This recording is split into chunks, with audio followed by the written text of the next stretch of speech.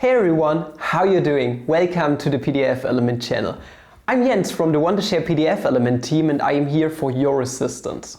Ever wondered why we named our product PDF Element? Well, there's one simple reason. PDF Element Pro allows you to edit all the elements a PDF file can be made out of.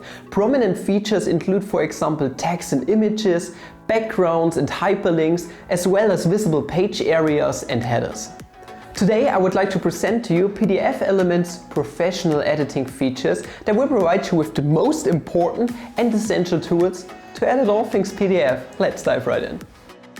PDF Element provides you with a powerful text editing feature that will allow you to change and delete written parts of a PDF freely. All the options we will explore today can be found under the category Edit on the menu bar. Open a PDF that needs editing and navigate your mouse towards the leftmost three symbols. Select the pen and paper symbol and hover over a portion of a text that needs editing. You will notice that PDF Element Pro automatically analyzes what parts of a PDF file are fields. Those will be indicated by a scalable outline. Go to the desired text and click on it. On the right, you will now find a dedicated menu with tons of options to edit the text. You can resize it and give it a new style, as well as change colors of different portions of the text. Why not try out a different font too? All of those options are available to you within a few simple clicks. Not only can you transform text freely using PDF Element Pro, you can also edit and delete embedded images or insert some new pictures into a PDF file. To edit an existing picture, navigate towards the pen and paper symbol again. Once selected, right-click on the image you wish to transform and you will be able to see all the available options. Rotate the image or flip it. Want to replace the image with a different one or save it to your hard drive? Not a problem. You can resize and stretch the image, by the way, by dragging on one of the corners.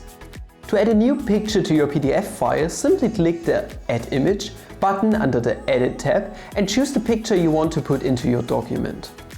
This new image can again be transformed to your liking by following the aforementioned instructions. Sometimes you want to link certain parts of a text or an image to a web page, file or passage of a document. To do this, simply go to the Link button and click on it. Once done, mark the region that will serve as a hyperlink.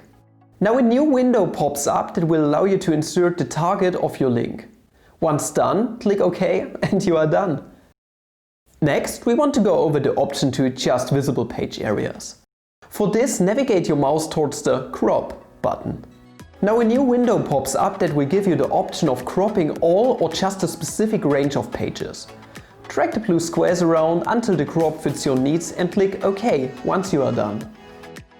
One way to protect your intellectual property is to place watermarks onto your PDF files. For this, go to the Watermark option and click on it. You can now either create a new one or replace or delete an existing one.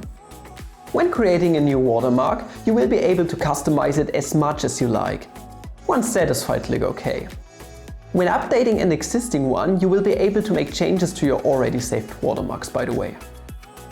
Next to watermarks, you can also add backgrounds to your PDF file. The process here is analogous to the creation and updating of watermarks. Customize a background by clicking New Background and save your settings once done. If you are not yet satisfied, feel free to update your existing templates again. Some PDF files still need headers or footers, such as page numbering or headings for a certain range of pages. Navigate towards Header and Footer and follow the instructions given when creating a new template. You can now insert what fits your needs and customize it as much as you wish.